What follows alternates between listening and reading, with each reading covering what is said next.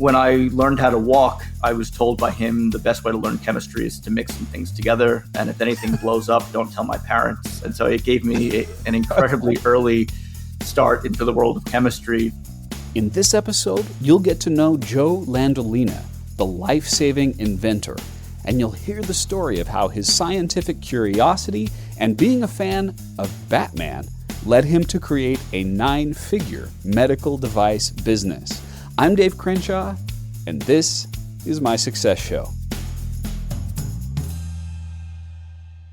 Welcome back, friends, to the Dave Crenshaw Success Show. This is where I interview some of the most successful people I've met in my life's journeys, and I'm on a mission to find universal principles of success, things you can apply in your life right now to make you more successful. I started this show as sort of a legacy project. I wanted to create something that would help my children succeed. And as it's gone along, I realized you would like to learn along with them, so I've invited you to join us on the ride.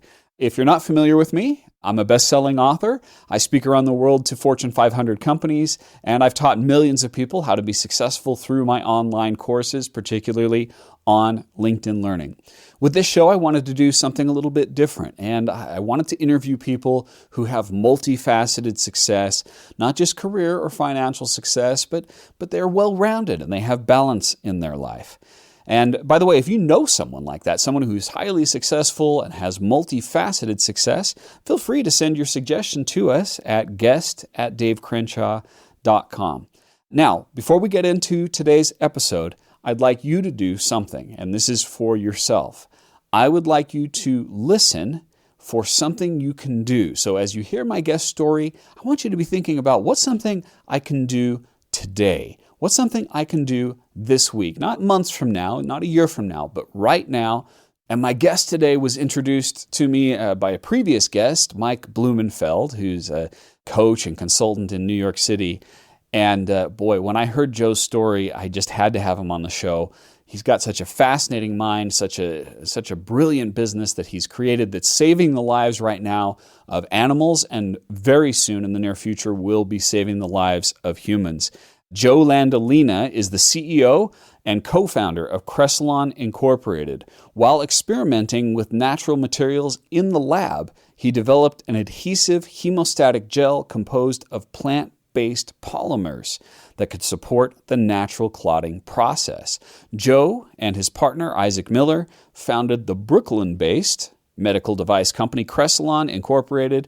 to refine and manufacture the gel technology he invented.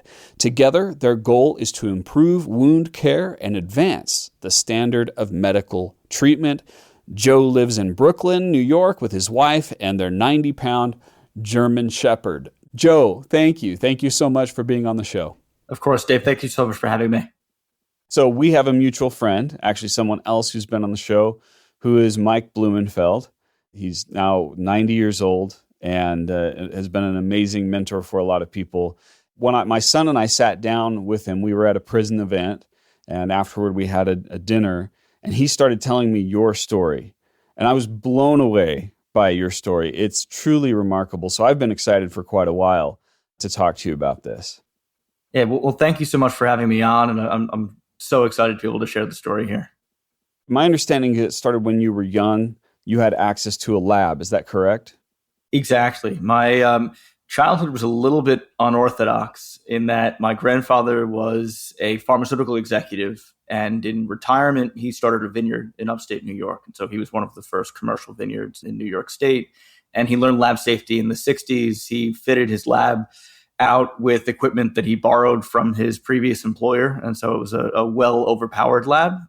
And when I learned how to walk, I was told by him the best way to learn chemistry is to mix some things together. And if anything blows up, don't tell my parents. And so it gave me an incredibly early start into the world of chemistry from the age of 10, 11, 12 years old. You know, that's interesting as you say that. My grandfather was a doctor, and he was fascinated with chemistry, and I learned a lot of chemistry concepts from my grandfather. Now, it didn't stick. I didn't do anything in that field, but my recollection from that was that I experienced so many amazing experiences with my grandfather, and I got really close to him through that. Is that your experience as well? I was super lucky. My parents were relatively young when they had me. And so I was raised basically by my four grandparents that were all still alive and incredibly active when I was a kid. And that includes my grandfather. And so he would pick me up every single morning to walk me to the school bus. And then he'd pick me up from the school bus when it came back at the end of the day and bring me into the lab and play chess together and solve massive problems. And so in a way, I was a bit of his experiment. He's teaching you how to experiment while using you as the experiment as well. Exactly. So talk to me a little bit about what some of those early experiments were like. I mean, you say you just mix things together. That sounds a little cavalier. It seems like, let's just throw stuff together. I'm assuming he also was teaching you safety at the same time. So you might be a little bit overestimating the way that I was taught chemistry. Okay. But that being said, a lot of it was just understanding how to mix things together, acids and bases and other types of early reactions. And as I got a little bit more adventurous with my chemical experiments and started to get the attention of my parents, they urged me to find safer chemistries. And in their mind, plant-based chemistries were the safest. And so interesting. I grew up on a bunch of property. And so with the vineyard, they gave me a patch of land that I could grow things myself on. And so I bought a number of Eastern medicine books and herbal medicine books. And so a lot of my earliest exposure into chemistry was actually looking at traditional herbal recipes and things that you could grow or find in forage in nature and then bring back into the lab and do extractions on. And as I got a little bit older, that led to me eventually doing some summer research when I was 14 or 15 years old at Columbia University that really solidified that. But in the early days, it was just what I had access to, because there really wasn't anything on the internet. And it was just university libraries and whatever you could find in an encyclopedia. The interesting thing that you're saying there to me is you're talking about, foraging for the materials? So what does that look like? Like you're just picking up leaves and stuff? Or was it more guided through what you were learning in the books that you were studying? Well, so what's interesting is that, the thing that piqued my interest in the very beginning was that you can find certain compounds, like salicylic acid, which is the precursor to aspirin, is found, I believe, if I remember correctly, in a flower called Queen Anne's lace, which grows rampantly here in the Northeast. And it's that cluster of little tiny white flowers that grow in fields. And so things like that were fascinating to me, that these modern innovations could be found growing in one's backyard. And so I went down a really deep rabbit hole of seeing what I could find in nature and seeing how I can extract. And again, there's not much more that you can do or even verify that the experiments that I was doing were correct. But it was fascinating retracing the steps of scientists that had come beforehand. And maybe educate me and my audience for a little bit. Most of the medicines that we have, most of the advancements that we have are grounded in something that was found in nature. It's just more refined, right? It's getting distilled down to the essence that gives us only the medical result that we want. Is that correct? Exactly. An overwhelming number of drugs and medications started with some natural source. And you mentioned that you were studying at Columbia when you were 14, 15. So were you ahead of the curve in terms of what normally would happen for a child in high school studying? So I was lucky that maybe it was the mental problems in the chess from an early age, but I ended up getting relatively advanced. And so I was a year ahead in high school and was able to take what became a trilingual diploma in high school. So English and French and Spanish. But at the time, and I'm not sure if this program still runs, but Columbia had a summer research program that was dedicated specifically for high school students. And I applied into that, was accepted, and that was my first exposure into true tissue engineering. And you mentioned that your parents were supportive of this and your grandparents were involved. Were there any other mentors that you started to develop during this time that were guiding the experiments that you were doing and your interest in things? I was lucky that I had such an active group of parents and grandparents that I was trying to follow in their footsteps. All of my grandparents and both of my parents are entrepreneurs. None in the pharmaceutical industry, except for my grandfather who had left it. But still, they started their own businesses, and I'd seen them go through the trials and tribulations of building something from the ground up. And then when I got into the academic world or into these research programs, and seeing scientists solving real world problems. As a young kid, I always wanted to be a surgeon. And so at that age, I realized that I can make an impact by studying first the engineering of how we deliver these drugs or how we create these compounds that can affect human life or save a human life. So your parents were entrepreneurs. How were they teaching you what entrepreneurship was about? Because I know that's a big part of your career right now. Was it just through observation and their example that you learned entrepreneurial lessons, or were they actually teaching you principles and saying, in the future, here's something to keep in mind? It was a bit of both. And so it was both through observation, allowing me to go and shadow them while they were doing what they were doing or going about their day, but also allowing me to take on real projects within their businesses from a very young age. And it was incredibly helpful. So they had you working in the business? They had me working. I was basically an unpaid intern. But everything from being able to be a boom mic operator on the set of a TV show being filmed to being able to price and market my own vintage of wine. I was very lucky growing up that I had the opportunity to dive into a lot of things that most people don't get access to until much later in life.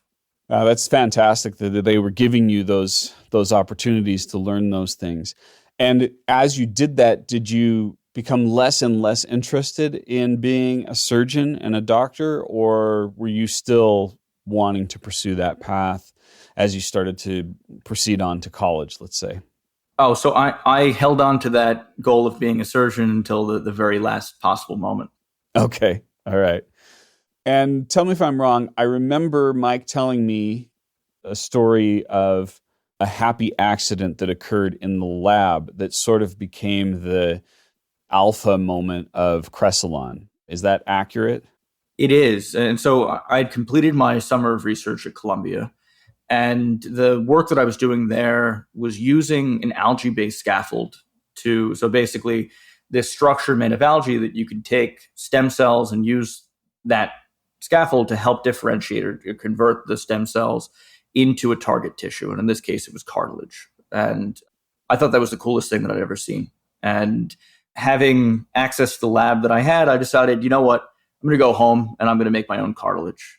And so I went out and we had 2 ponds that were in front of the vineyard, and I rigged up a bunch of algae and I did an extraction of polymers out of this, and I tried to put a scaffold together, and obviously it failed miserably. I came nowhere near what I was trying to do. But what I noticed at that point was that the material that I made, this gel, would stick to skin and it wouldn't let go until I wanted it to. And one of the many jobs that my dad had was that he was a municipal police lieutenant and a paramedic in our community. And so I knew that stopping bleeding was a massive challenge and that there wasn't really a great solution for that. And so I had this idea at that time, which was, what if you can use a material like the one that I had discovered to stabilize a patient as you move them from point A to point B? I wasn't thinking about actually creating a clot, but just more so plugging up a bullet wound to get that patient to a hospital where the patient could be treated by a surgeon. And that became the precursor to this invention. But you weren't able to do really anything with it in that moment, or didn't know how to apply it in the beginning? Correct. My understanding was there was a moment in college where a teacher gave you an assignment that sort of moved things forward. Could you tell that story? Yeah, of course. I mean, so it was 2 things, one after another. And so during freshman orientation week, at the time, they took all of the engineers and they sent us up to Roscoe, New York. They called it the new student camping experience. And so they locked us in cabins to bond with one another, because engineers theoretically aren't going to make friends on their own. And we're going to make you become friends. We're going to put you in an enclosed space. That's great. Exactly. And so part of that was this assignment where they broke you up into groups, and they had you make a solution or something to help a superhero of your choosing. And my group was assigned Batman, and I'd been playing with this material. And so I thought, what if you could use this as a way to ensnare a bad guy? And that got me thinking about other uses for it. And so when I got back to campus, there was a poster for a business plan competition. And in my mind, I wasn't looking to start a business. I was looking to finish my engineering degree, get into a good med school, become a surgeon. But I thought that having the opportunity to go through this program, if you got far enough in, they had what they called a mini MBA. And so you could take classes at the business school. And I thought that would help round me out because at the time I was an engineer's engineer. And so I could barely balance a checkbook or and much less put a P&L together. And so I entered with this idea, and I met my co-founder, and I realized that ensnaring bad guys may not be exactly the biggest market. And so I reverted back to the original concept, which was stopping a bullet wound from bleeding, even though we didn't quite know how that would all come together. And we ended up winning at the engineering school, and we took second place at the business school. But that gave us just enough funding, just enough exposure, just enough context to realize that this was something worth pursuing. Well, I'm a simple man. You tell me a story that involves Batman, and instantly I like it. But from a practical standpoint, what I love is how you were bringing up your MBA or that mini MBA and how that sets you up for success, not just with the engineering side of things, but with the entrepreneurship side of things. How much in your future career has that training helped? Has that MBA training helped with the things that you've been doing now?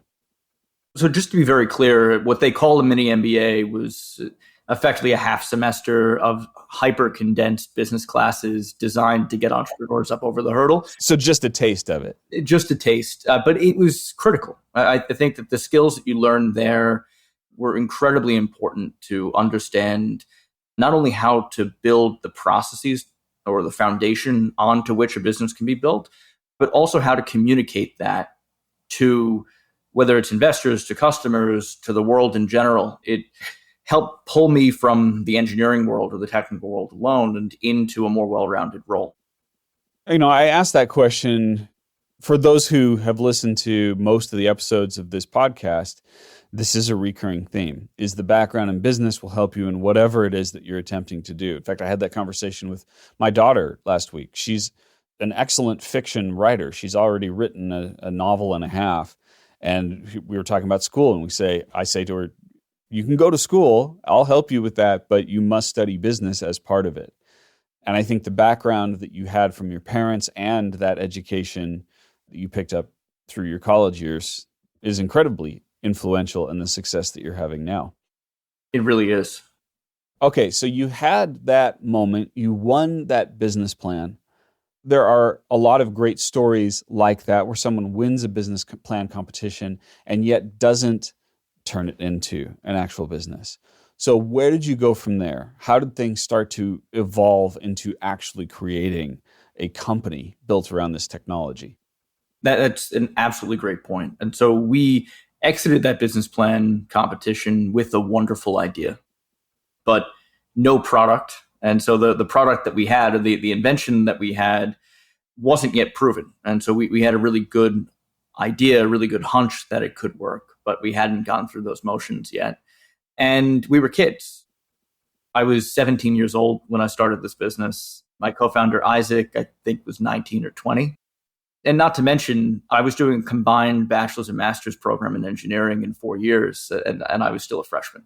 And so we had a lot to go through in order to convert this from what was a really great idea that was able to win a business plan competition to something that could actually be used in a patient. And that took from the founding of the business in 2010 to roughly 2015, when the product was quote unquote ready. It began this very interesting pathway of iterating the product, because usually in med device or in life sciences world, when you find a drug or when you're looking for a product like this, you start what's called target first, right? And so if curing cancer is the objective, you look at some sort of pathway and you say, here's a receptor that I'm going to target, and I'm going to make drugs that fit that target. And you know what you're trying to do. With this, we basically started with the material. We started with something that we had a really good hunch that it would do something better than anything else. And as we started testing it, we realized that 25% of the time it would do things that the world had never seen, but 75% of the time it would do nothing, and we had no idea why. And so it was this almost inverted innovation curve where we had to learn about our own material in order to help improve it. So 5 years, that's a really long time to run a business, and I'm assuming you're generating no revenue during that time. So for those who are unfamiliar, how does that work? How do you keep paying the bills while you're developing things? Were you using venture capital, or where did that come from, the support for that? So the beauty of that period of time was that it was almost entirely bootstrapped. So I graduated in 2014 and we raised our A round a month later. But during that initial phase, it was prize winnings and under $300,000 of angel investment, friends and family type money that we brought in that was mainly back-ended into end of 2013, beginning of 2014. And so we were really scrappy. Effectively, I took out a student loan to help pay for an apartment that we were in. He did the same. We converted the kitchen into a lab and very likely should not have done that. But we were doing research and our living room became the office for our team. And we had lab space that was donated to us by a few friendly scientists who saw what we were doing and just wanted to be helpful. And so we were incredibly scrappy in what we did. You know, there's a lot of value in those student years of being able to get help and assistance and support from people that you wouldn't normally get. I experienced the same thing really in my career when I started as a business coach. And there were a few people who took pity on me or enjoyed the experience of mentoring someone who is young. And I think that's important to take advantage of that in those years while you still can. Because when you're 30, 31, and you already have your business, not as many people are like, here, let me just help you out and give you lab equipment. That doesn't happen like that. Exactly. It doesn't. And so we were incredibly lucky that as we were starting this, we had the safety net of being in school because it wasn't like we had to leave our jobs to start this. And these types of innovations or in life sciences, it takes forever. I mean, even after 2015, it was another 5 years before we sold our first product. Wow. You mentioned your partner, Isaac. How did you two meet? How did you form that business partnership? So we met at a business plan or at the matchup for the Stern business plan competition at NYU. And Isaac at the time was a junior at NYU School of Business in international business. But we needed a CFO, and so he changed his major to finance, and the rest was history. Wow. So he discovered what he was going to do for a career as a result of that competition as well. In a way. And so it was, we gave a presentation there and we had professors, we had doctors, we had lawyers come up to us and offer to help found the business. And then there was Isaac, who had no experience, but just had a passion for what we were doing. I realized that he, at the very least, knew as little as I did, but was as curious as I was. And so it was a really helpful partnership from the beginning. So talk to me about what didn't work during those years as you were developing the product, because, I mean, you're saying 4 to 5 years to develop the product, then another 5 years before you sold the product. So let's talk about those 9 to 10 years. What were mistakes that you made, lessons that you learned while you were developing this product? A lot of it came around just not knowing what we didn't know. And so on one hand, I'll say that naivete helped move us forward. I think if you had told us as undergrads that this would be a 10-year process and that we'd need to raise into the 9 figures of venture capital in order to get this over the finish line, we would have considered it impossible and perhaps even given up on it. And so there's a strong benefit to taking it piece by piece. But the first challenge was getting the product to work. And that was difficult for me because it was a solo challenge in a way. The way that our product works, and not to go too technical, is that it shouldn't work. It's almost like mixing oil and water together and expecting them to stay emulsified or to stay together. And so I just assumed that I was a bad chemist. And that's where most of the innovation came from, is that I just kept trying to mix two things together or do two things that were seemingly impossible. But in not realizing that, I found the solution there. But once we got the product at the end, there became the challenge of making it. And you just assume that there exist experts out in the world that can help you with that. And so the goal in 2014 and 2015 was to be a virtual company. And so the space that I'm calling in from today, this is our original site. It's an old 1930s schoolhouse that we found on Craigslist, and we rented for just under $4,000 a month back in 2013 when we found it. And so this is not your typical biotech headquarters. And obviously we've graduated since then to larger and fancier facilities. But this site was never intended to hold more than 5 people. The goal here was to have a simple lab where we could do research. And we assumed that everything else would be done virtually. We would bring in consultants to help the regulatory process. We would bring in contract manufacturers to do the manufacturing, contract labs to do the testing, and then we'd just work with a distributor, or we'd sell the business to a partner, and they would do all of the sales. And it turned out that what we had was so novel, we couldn't do any of that. And so I remember it was Christmas Eve 2014. I was faced with this dilemma, which was either shut the business down or try to do it ourselves for manufacturing, because there was no one in the world that had the expertise to do this manufacturing. Everyone told us it was impossible. And the only place that was open at that time was a clean room manufacturer out on the West Coast. And I called them and I spent $14,000 on a clean room. And it showed up a few months later, and Cresilon became what's now the only manufacturer of sterile products or of medical products in New York City. And so just to show how little we knew, our manufacturing here was on the second floor. We have no elevator. And so I ordered this. I assumed that a clean room would come in boxes. It didn't. It came in a single crate the size of a Volkswagen. And we had to have an interviewee sit on the curb and make sure that none of our neighbors walked away with the copper wiring inside of our clean room while we disassembled it on 3rd Avenue in Brooklyn and carried it upstairs piece by piece. But that summer, we became a manufacturer. We started doing it ourselves. I love that. Again, that illustrates sort of that bootstrap mentality and that blissful ignorance about how hard things are going to be, and you just keep going with it. So you graduated from college, you got funding. So in that case, where did that funding come from to move the company to a higher level? So that was also a bit unorthodox, which is that in my senior year of college, I filmed this video of the product working. It was maybe another example of being scrappy, and something that I tell to other entrepreneurs, which is if you can visually show what your value proposition is to the world as much as possible. We got that down to a 25-second GIF, no audio, no text, which is a steak that I bought from a butcher, fresh blood that I bought from a butcher, and an aquarium pump where we pumped it through the steak. You put the product on, it stops it instantly. And everyone can tell what we do and why it's important and why it's better than competition. And that video went viral. It had over 140 million views on it. Wow. We had about 15% of the US market in animal health try to buy the product at that point.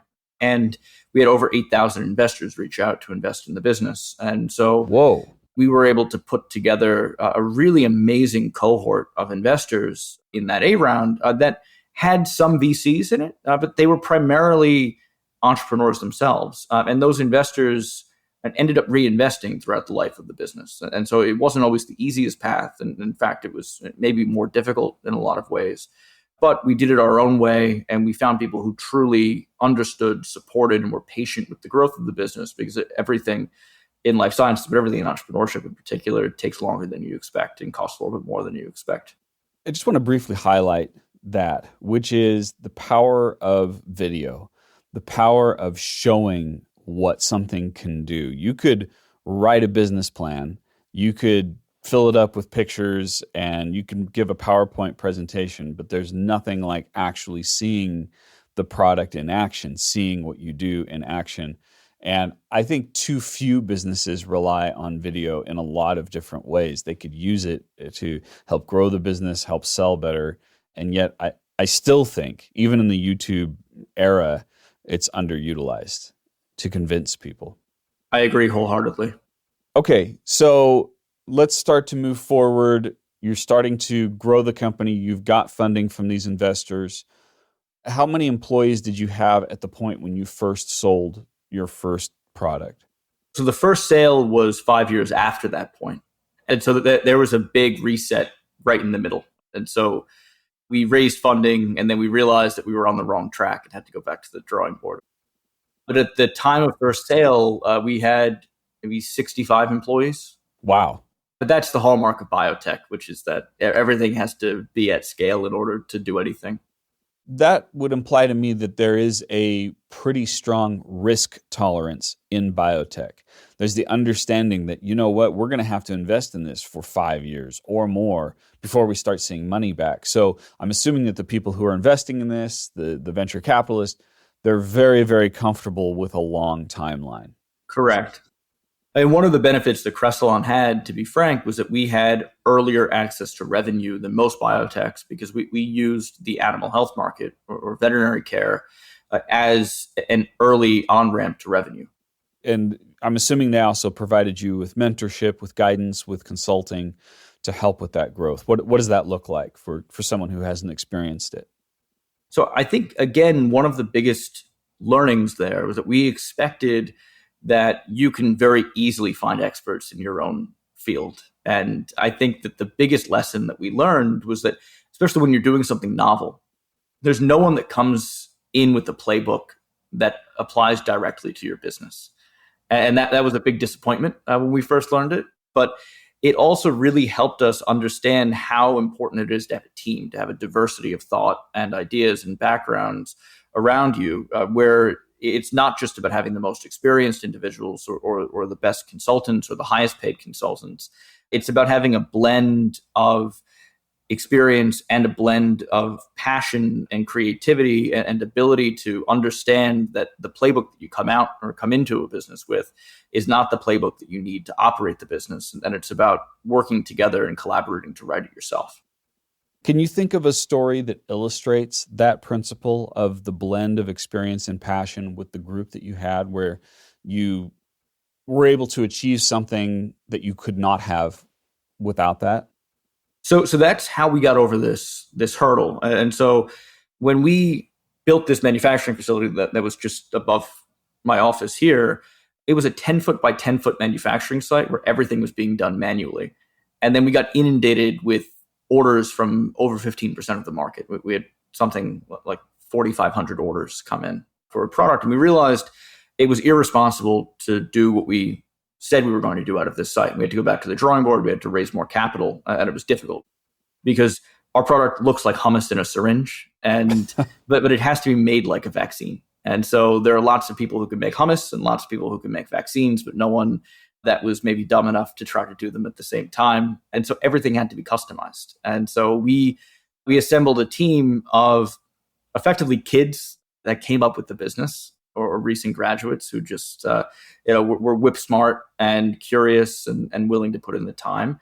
And we brought in individuals who had worked in industry. So someone who worked at a major healthcare company overseeing their wound closure team, and so very similar to what we do here at Cresilon, and somebody who built one of the largest factories on the West Coast for pharmaceuticals, and another person who operated the quality program for one of the largest vaccine manufacturing sites. And I think the most elucidating thing was that no one person had the solution for us. It was about collaboration, and the ideas that were had were always compromises between the most experienced people in the room and those that started with us right out of undergrad, because you need creative solutions, and you need those creative solutions to be realistic and vetted, and they need to fit in the regulatory landscape, because at the end of the day, that's critical in life sciences. So actually the woman who was the head of quality for the big vaccine plant, she retired. She was the first retirement from Cresilon. And she recently, for Mike Blumenfeld's birthday party, came back into town and had the opportunity to see the plant. It was just so amazing to see that process, because we had no idea if this could work. And obviously, those of us who hadn't worked in the industry were a bit more optimistic than the ones who had. But we got it done, and it was in collaboration. So you just mentioned Mike again, and we mentioned him at the beginning. Could you just talk to us a little bit about the role that Mike Blumenfeld played in your success as a mentor and someone to talk to throughout this? Maybe start with how you would meet, because I heard that story recently. Like, how would you get together and have conversations with him, and what were those conversations like? Sure. And so first, I just want to say that it's, like I said before, that with consultants, with advisors, when a business grows this drastically, it's nearly impossible to have a single set of advisors or consultants that take the whole journey, or that last the whole journey, or become or stay relevant the whole journey. That's a great point. And the most amazing thing about Mike is that we met him during the NYU Business Plan competition in 2010. He was assigned to us. He was one of 4 mentors that were assigned to the business. And we hit it off. And following that competition, Mike and I started a cadence where every Wednesday morning we have breakfast together. And so we've done that for the better part of 14 years. Wow. And the thing with Mike is that he's a people-driven leader. And the value in that is that people never change, right? The fact that people come first in a business is the same if you're 2 people in a room, in a dorm room, starting a company, or if you're 100 people across multiple sites operating globally, it's still relevant. And so having Mike there with both his wealth of experience, his brutal honesty, where I always joke that Mike knows exactly which question you don't want to answer at any given time. He asks that question for the sake of it, just to get you to confront the elephant in the room. And it's really amazing. And beyond that, what Mike has done selflessly has been that over the years, as we've identified young talent within our organizations, we've given them coaching with Mike. And so Mike not only has met with me, but he's also coached about a dozen of our young leaders, a good number of which have stayed with Cresilon and moved up. But there are others, and I mean, Mike's party a few weeks ago was a great testament to this, where we had ex-Cresilon employees that are now in leadership roles in other companies across the industry, across the world, fly into New York to come and celebrate Mike because of the coaching and mentorship and advisement that he gave to them during their time here at Cresilon. That highlights something that I believe strongly in my coaching and consulting, which is the true test of leadership is how well you create other leaders. And it sounds like Mike was successful with that, and that you're successful with that in creating other leaders. If they stay with your company, great. If they go to someone else's company, great. But that's such a powerful path to grow a business. Would you agree? Completely. It's critical, and I think it gets overlooked too often. And the thing that I always say is that companies like Cresilon or startups grow exponentially, or the expectation is that you grow exponentially.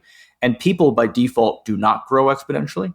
But I believe it's the responsibility of a leader to afford the opportunity of exponential growth. And so if that employee opts in, you should load them up with as much development as you can, as many opportunities as you can to be able to ride that wave.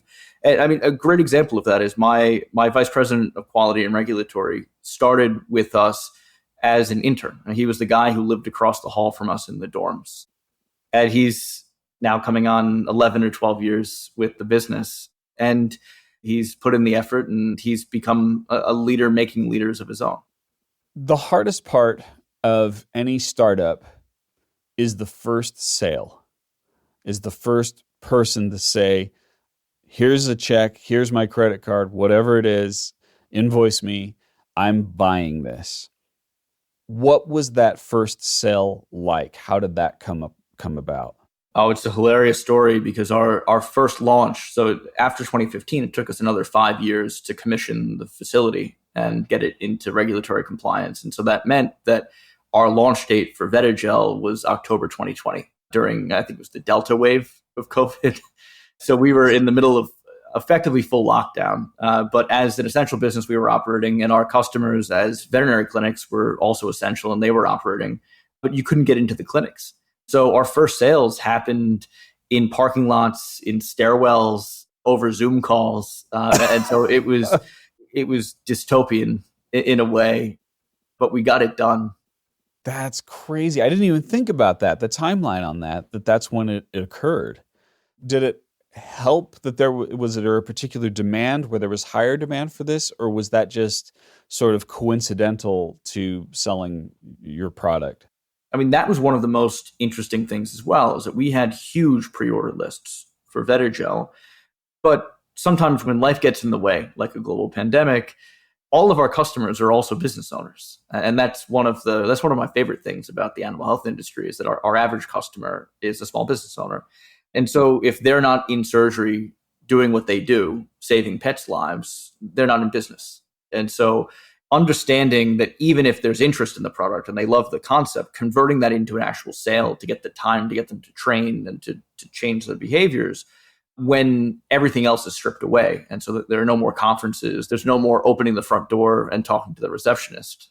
It was a really interesting and unexpected challenge. You mentioned so that this is saving pets' lives. So is there a path, or have you already reached the path of it helping save human lives? Where are you at in that process? The Vetigil product has been amazing to see.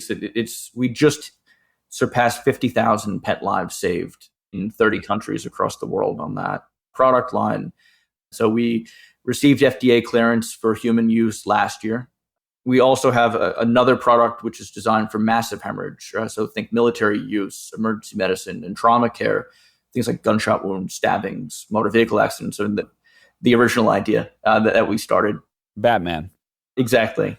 And so that product is not yet approved by FDA, but is pending approval.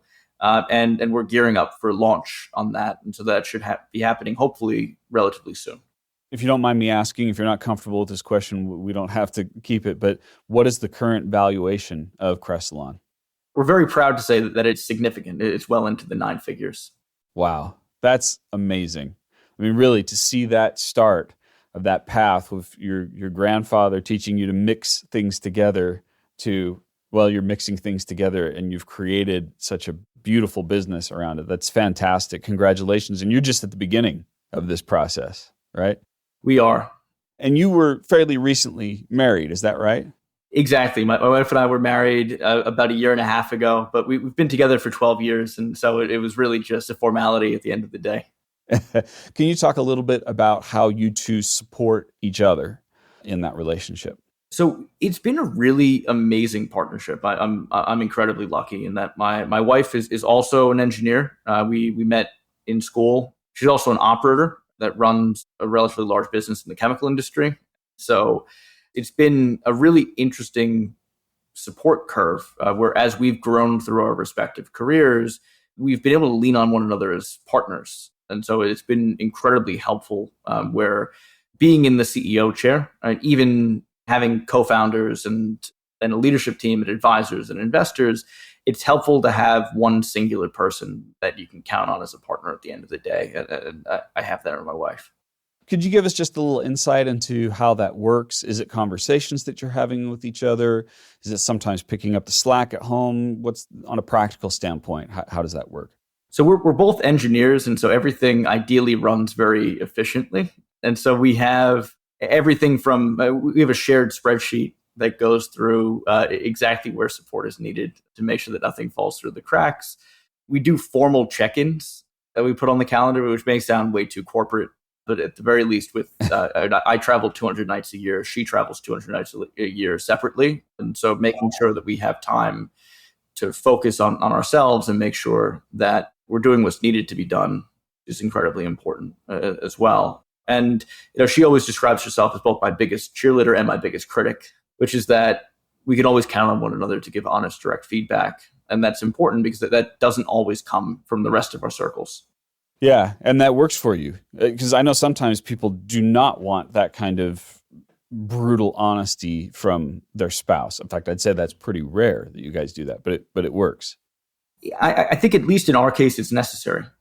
We have to, it makes it a lot easier to operate with all of our cards on the table at any given time. What do you see ahead for the future, Joe? What's 5 years out for the business? Today, we're saving lives as our mission, but we're saving lives in the veterinary industry.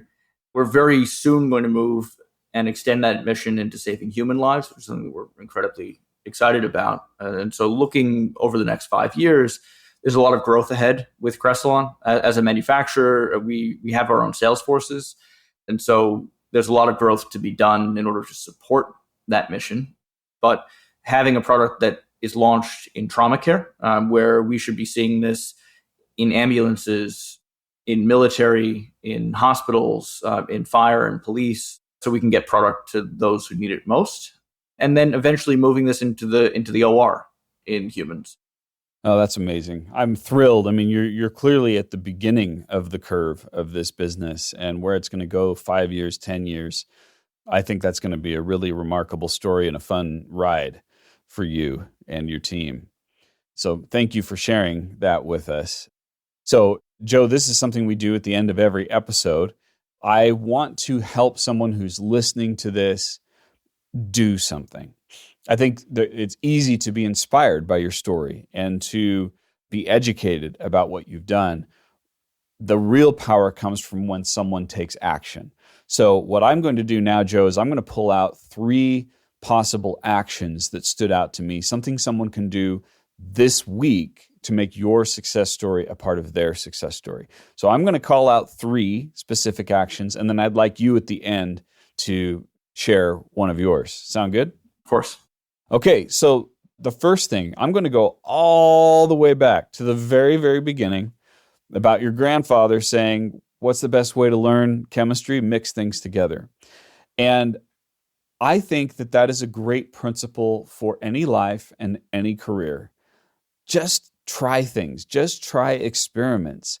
Take some risks. If it doesn't work out, that's fine. So maybe if you're listening to this and you're like, hey, there's this idea that I've been thinking I should try, just give it a try. And if it doesn't work, that's okay, because the process of experimentation has value. What you learn about yourself, what you learn about your career or your interest is going to have value, even if that experiment doesn't work out. Like Bob Ross said, have happy little accidents. Joe, certainly his whole business is built on sort of a happy accident, right?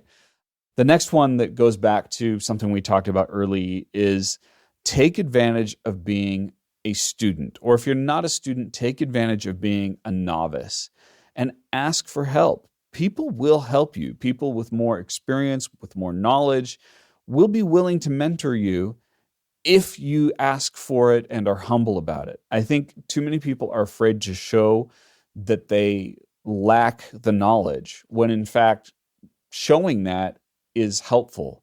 And I don't think people are curious enough or ask enough questions, and they're missing out on the value of working with a mentor and getting help from someone.